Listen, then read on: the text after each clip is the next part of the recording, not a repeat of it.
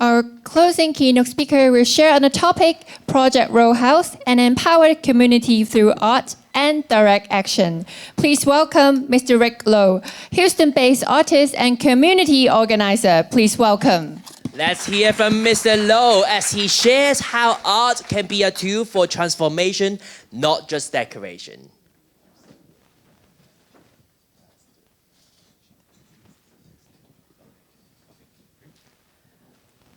Over to you, Mr. Lowe. Thank you. Okay. I'm going to set my timer. I know it's late, and you guys everybody's ready to move on, so I'm not going to be the person who's going to keep you here. But I will say this: if I'm really boring myself, I may be finished before 15 minutes. But if I get to 15 minutes and I'm really excited, I may beg for a few more minutes. So we'll see how it ends. Okay. All right. Let me just start by asking if anybody is familiar with a guy by the name of Richard Florida. Yeah, the architects. You know, for those who don't know Richard Florida, he had this very famous book, and every city seemed to be so infatuated with it. It was called The Rise of the Creative Class. And it was it was almost very scripted, very organized way to rebuild your city, to reimagine your city. And basically the essence was like, if you want a good city, just bring all the creative types into your city and they're gonna make it really dynamic and great, right? At that time, I was on a panel with him back in, this must have been in like early 2000, and we were just butting heads all the way. Because my question was that, the creative class, you're gonna just sell them off as like just send them around the country? What about the people that live there? What's their possibility? How can they be agents in their own, change? And so that was my big question there. And actually in listening to the presentation this morning, I was really interested in all the presentations. I think about how far things have come over the last 25, 30 years. I mean, everybody understands this notion that, that creativity is something that, yes, of course, they're always going to be the creative leaders, but they also have to be, in a way, engaged with community, in partnership with community in some way. But back then, it was like that was not so much of a concern. So anyway, I'm very happy to hear all of this. So my presentation is, it's about a little thing. I mean, and many people talked about things. I was just kind of gleaning this notion of scale, and people want to have impact and that kind of stuff. One of the great things about art is that, a very small painting can be many times more impactful than a very large painting, because of the power of what art brings. It speaks to our souls. It speaks to us in different ways. And and I think this project that I'm going to talk about is a good testament to that, because when I think about the project that I've worked on, it's just a little neighborhood in Houston, Texas. I don't know what's all the fuss about. But that little neighborhood in Houston, Texas, with those little folks in Houston trying to do their thing, has brought me here. It's taken me to many different places where the power of that little effort has kind of moved out of that neighborhood and have impact that goes beyond. Now, there were three things that I kind of wanted to kind of get at in this presentation. Is that the first thing for Project Horizons to me was that it just, I think, and it's informed my practice, is to really try to understand where things are with people where you're working. I mean, just try to understand where they are. I mean, because it's so easy as a creative to have, great vision and ideas and to bring them forth. And they may be great, but they may not be great for that particular place. So the idea is like, how do you know find out where people are, and how do we start where they are, but with the expectation of the highest possible potential for what they can be. And then the second one is, how do we position people to be agents and to be empowered to be agents in their own change? A lot of it has to do with helping people understand their own value of them personally, but also the places that they live, where they are. So that's a big thing, I think, that creatives, the creative class, I think, could actually be helpful in terms of community building. And then the third one is that I think the role of artists in general is really a role of trying to help stimulate that imagination for what's the best that we can possibly be down the line. And so that's what I did in this project, Project Row Houses. Thinking about a place where it really is. This was a neighborhood in the 3rd Ward of Houston that community activists had designated it as the worst place in the entire neighborhood. And that was a factual thing that people understood, the worst. But you have to really try to understand a place, because people can say it's the worst, but it doesn't mean it's the worst, right? But that was the perception of this place, that the neighborhood that they were looking at, and out of all the terrible things, that this was the worst block.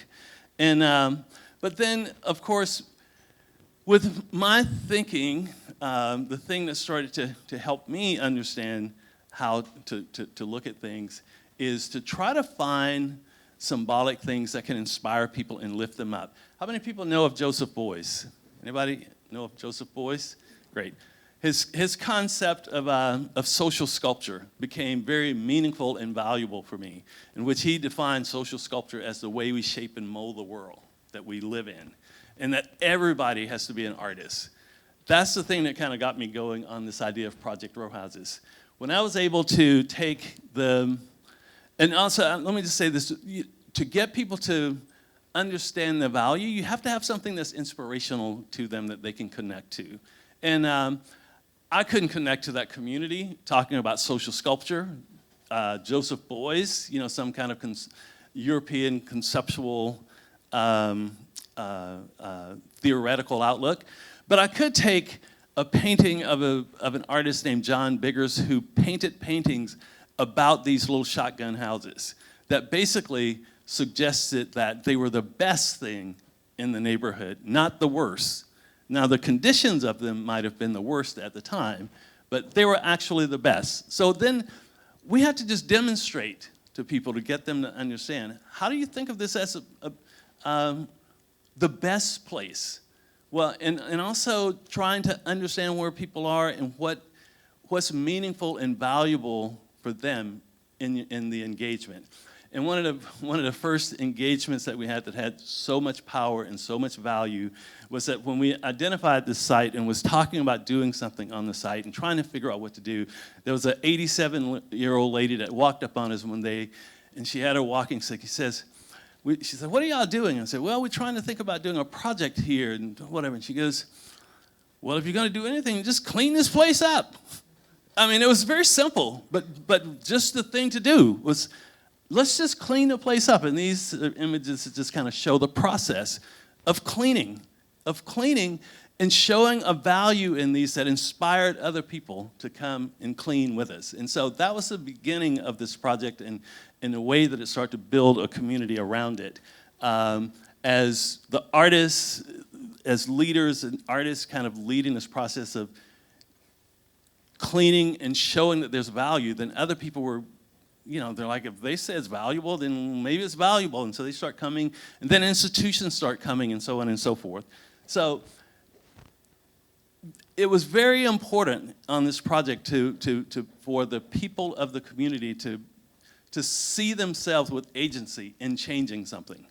That became the most important thing about this Project Row Houses project and experience, was that the people in that community actually saw themselves as having agency. I know, and that's a very difficult thing to do in many situations, but I often say that one of the beauties of art is that we can scale it to a point where it can go to the individual.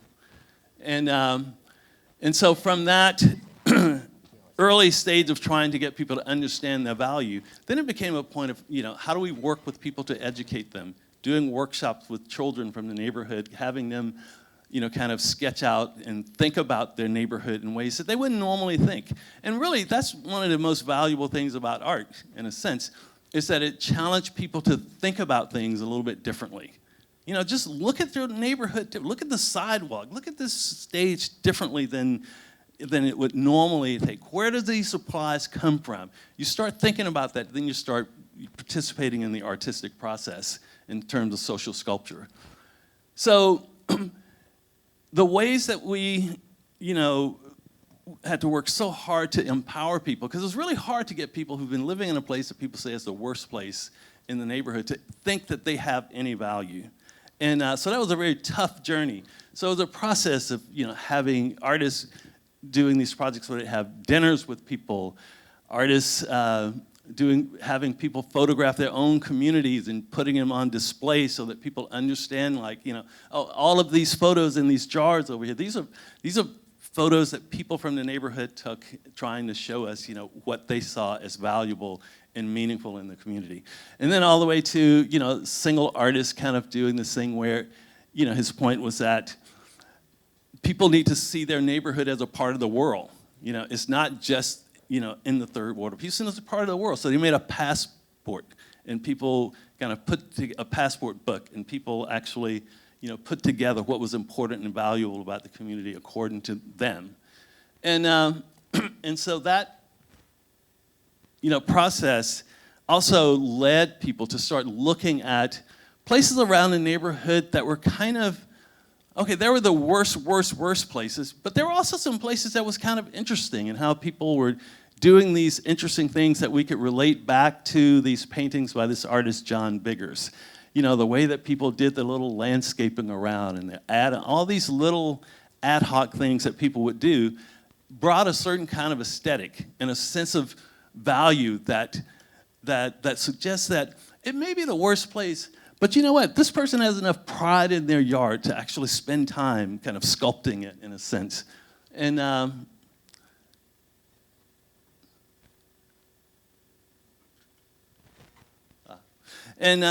But then, and just, so the project started really with this core group of artists with the intention of trying to recruit other people and get them to understand their creative value and encouraging them to be agents in the creative process. But each and every step of the way, it was always trying to appeal to people's imagination and to help them see things beyond what they would normally see. So we started with artists doing projects there. We had education programs, but then we decided what does a house mean? We decided to do this project where we would look at houses. I mean, these little, they called them shotgun houses. People considered them connected to slave quarters and all that stuff. But what is a house really, in a structure? What if we could transform some of these houses inside in a way that people wouldn't imagine that they would look? And so down below is one of those houses where we worked with a group of interior designers and folks to actually work with these young mothers that we were setting up transitional housing for. And having these young mothers walk into these houses for the first time and seeing something that they couldn't even imagine was possible, in their community, in their experience. And so that's empowerment. That gives them a reason to engage in moving something else forward. In fact, this woman here, that woman was one of the most powerful people I've ever met, because she started out in our transitional housing program for single mothers and brought her experience of living as a person in public housing, living basically homeless, all the way to the point of being the chair of the Houston Housing Authority at a later date, and has become a housing expert. And so over time, so this thing just kind of, making these these little old houses mean something, have value from an architectural standpoint, from a community standpoint, so on and so forth, was able to empower us to look at how this could happen in a larger scale. So working with architects to actually look at where we came from, these little shotgun houses, and where we could be in terms of how they grow in the future.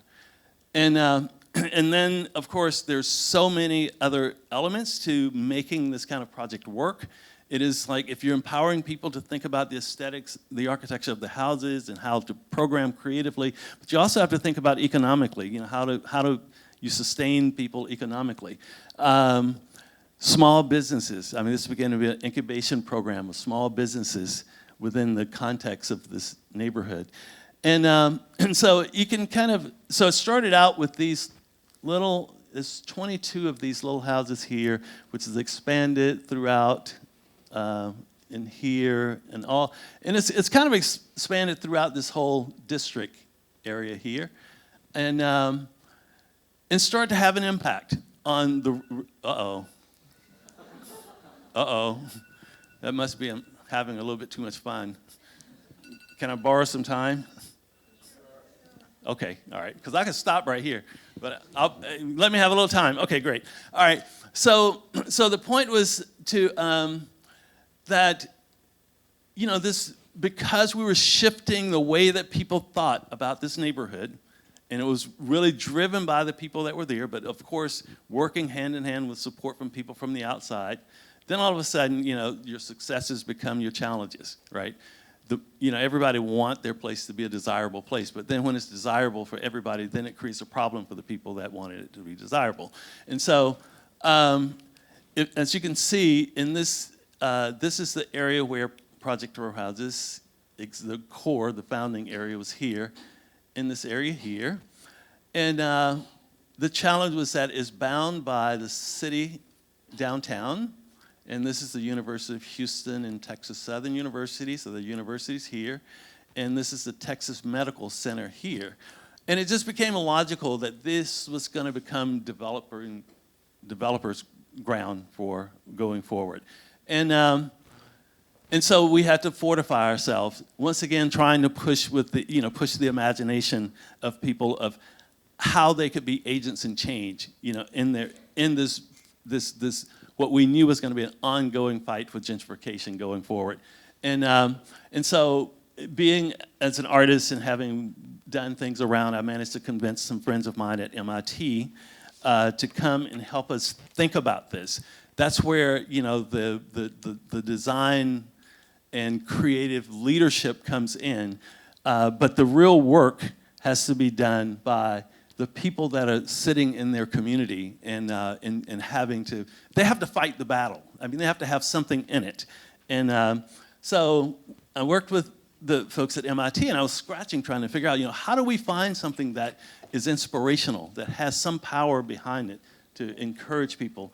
And they did something that was very interesting and fascinating, was that because it was all about land, it was about land usage, land values. And when they did this research and we started to look at how much land and developable land that was owned by nonprofit organizations that could actually band together and to at least create some balance to what the market was doing in terms of replatting and stuff. And this map became inspirational for people to kind of think about how to move forward. And it just ignited an entire new kind of energy around how to move this forward. And this is, and I have to say, I started with Project Row Houses conceptually in 1992, 93-ish, whatever. But by 2018, I felt like the scale of the project had moved beyond the kind of way that I worked, but may be able to engage with it again in the future. But at this level, that moved to the level of the city, the broader city, was something that was a little bit beyond. But this is, I think it's the last image here of this, is just that so much of the city had been designed not for the people that live there. They was incidentally living there. It was designed around, it was a placeholder for poor people. And what our movement was to say, let's think about how do we design this neighborhood with poor people included in design, not as the recipients of a place to stay once it's been designed. And so part of the effort to reclaim and be a part of the design was to start changing the names of streets that fit the things that our community valued. The main street through the neighborhood was named after this Confederate soldier. And one of the first efforts this group did was come together and to pull together the community to rename the street Emancipation Avenue. There's a park that's called Emancipation Park. And to be able to go into City Hall and like really push for those kinds of things to come through. So anyway, so it's a very small gesture, but as in art, like I said, the scale of art is not the important thing. And I think we need those kind of things that can be inspirational, and that's what we try to, shoot for. And so when I was coming to Hong Kong to do, I was actually coming to Hong Kong for an exhibition that I'm having. It opens next week on Thursday. It's my promotional for my exhibition, September 11th. It goes in gallery. But I had been here before, like in 2010, and I didn't know very much about Hong Kong. So when I was doing the exhibition, I was thinking maybe I should just make a map of Hong Kong, just kind of make up something about, Hong Kong. And then I was, Christian wrote me and asked me if I would join this, and I said, at the same time, that's great. So this was my sense of Hong Kong from my memory. Of course, I just took like a Google map and stretched it out a little bit, but just kind of start to play with it. And this is a technique of working that it's not intended so much to be about maps, but because it'll look like a map no matter what I do with these things when I work them, because I'm much more interested in the abstraction of it. So I thought I would make this big, large painting, and this painting is about, is it maybe 3 or so meters by 9 or 10 meters or something like that. But then it breaks apart. And without my support staff, technical person, I couldn't get it to fit right. But there are 9 different paintings here that will be in the exhibition. And it's just my way of trying to kind of think about what I don't know about Hong Kong. And that's what I'm going to try to do tomorrow in the workshop, is to get people that may have a little more knowledge about it to help me think about what I don't know, and also what they don't know. Because the thing about maps that are really interesting is that we look at maps for them to tell us what they know, right? And that's great because we need to know some things. But when you also think about like how much we don't know, I mean, even as a species, we know a lot, right? But we don't even know how much we don't know. So, thank you.